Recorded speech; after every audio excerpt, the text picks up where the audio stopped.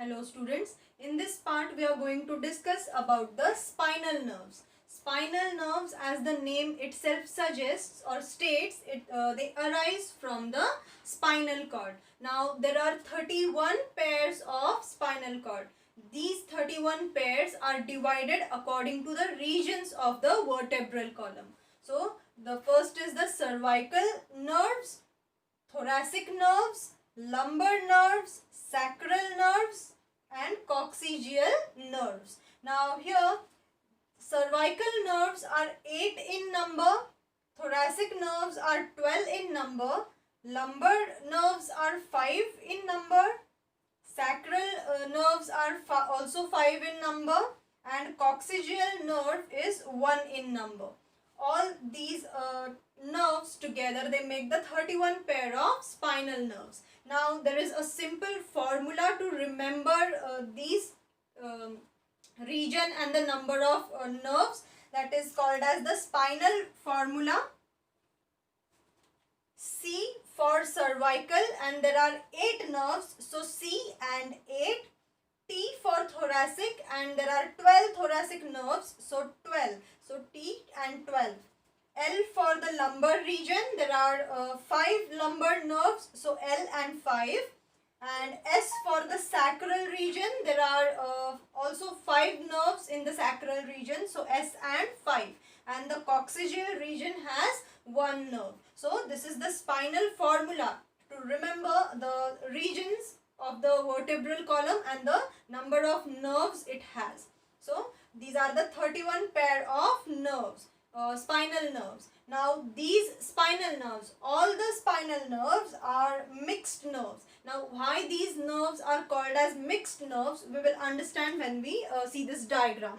Now here this is the diagram of spinal cord. We saw it in the previous part also. This diagram of the spinal cord, it has a H-shaped structure of grey matter and surrounding it is white matter. The surrounding part is the white matter, whereas this butterfly structure or the English alphabet H structure is the grey matter. And there are projections, or there are horns, or there are hands of the grey matter. These horns are the dorsal horns, or these projections are the ones which are on the dorsal side are called as dorsal horns, and the ones which are on the ventral side are called as ventral horns. So these are the dorsal horns, these are the ventral horns. Now these dorsal horns and ventral horns, they come out of the spinal cord, and outside they form a root, and they are that is called as dorsal root, which is on the dorsal side, it is called as dorsal root, and the one which is on the ventral side, it is called as ventral root. Now this dorsal and ventral roots can also be called other names. The dorsal root is also called as afferent root, and the ventral root is also called as efferent root. Now here this dorsal root and this ventral root, the dorsal root here, there is a ganglion present in the dorsal root or the afferent root. This ganglion is called as the dorsal root ganglion, and this ganglion is made up of pseudo-unipolar neurons, and the ventral root doesn't have any ganglion. Now here this dorsal root has a ganglion that is called as a dorsal root ganglion, and it is made up of pseudo-unipolar neurons. Now as soon as these roots, they come out of the vertebral region or neural space, there is a covering which covers these roots or these nerves. It covers these roots, and this covering forms the spinal nerve. This covering forms the spinal nerve.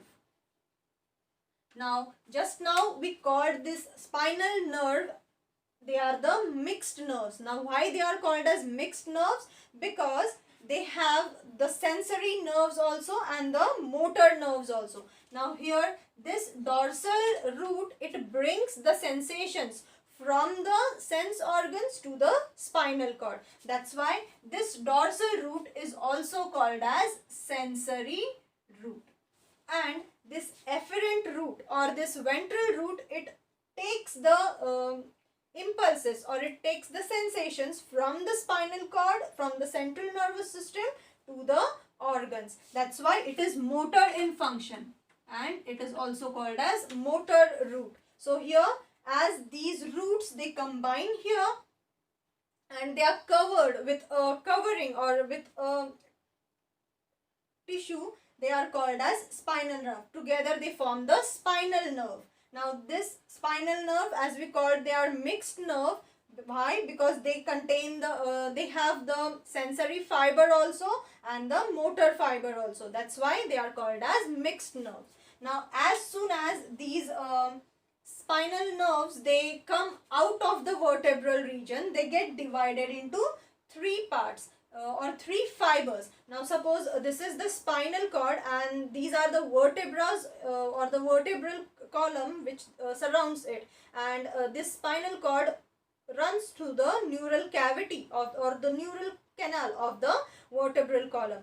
The gap which is here, the gap which is present over here in between the two vertebrae, these fibers, they come out from that gap or they come out from that gap, and as soon as they come out from the gap, they divide into three fibers or three parts.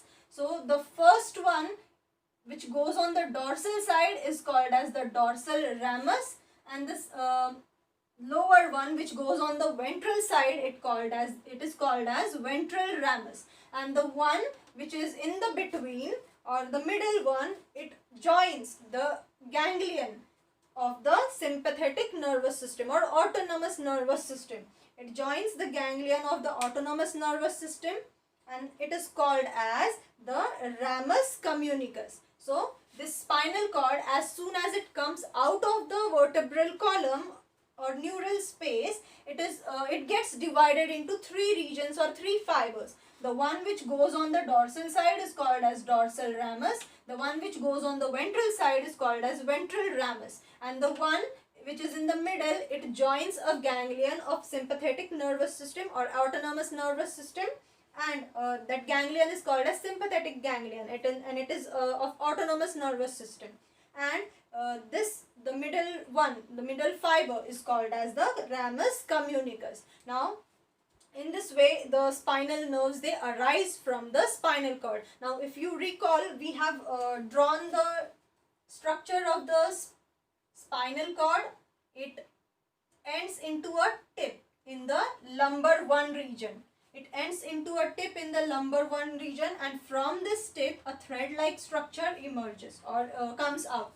Now the nerves which are coming out of this point, the nerves, they come out from this point in this way, and they come out of the spinal cord in a particular region, from the particular vertebral space. So these nerves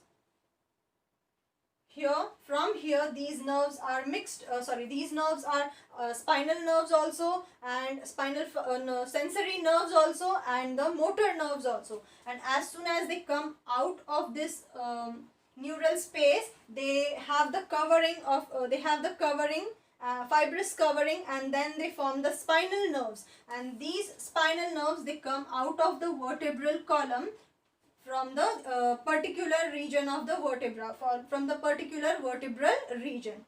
So they do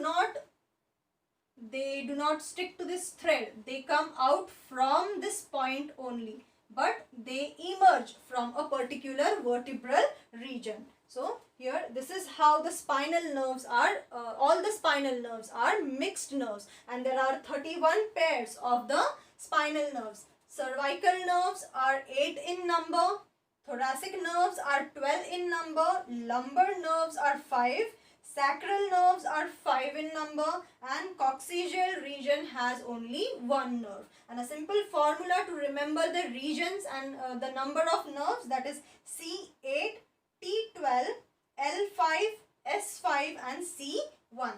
C for cervical region, T for thoracic region, L for lumbar region, S for sacral region, and again C for coccygeal region. So these are the 31 pairs of spinal nerves, and all these 31 pairs of spinal nerves are mixed nerves because they have the sensory fiber also, which take the impulses from the sense organs to the spinal cord or to the central nervous system, and it has a motor fiber also, which take the sensations or which take the impulses from the central nervous system to the different parts of the body or to the different organs of the body.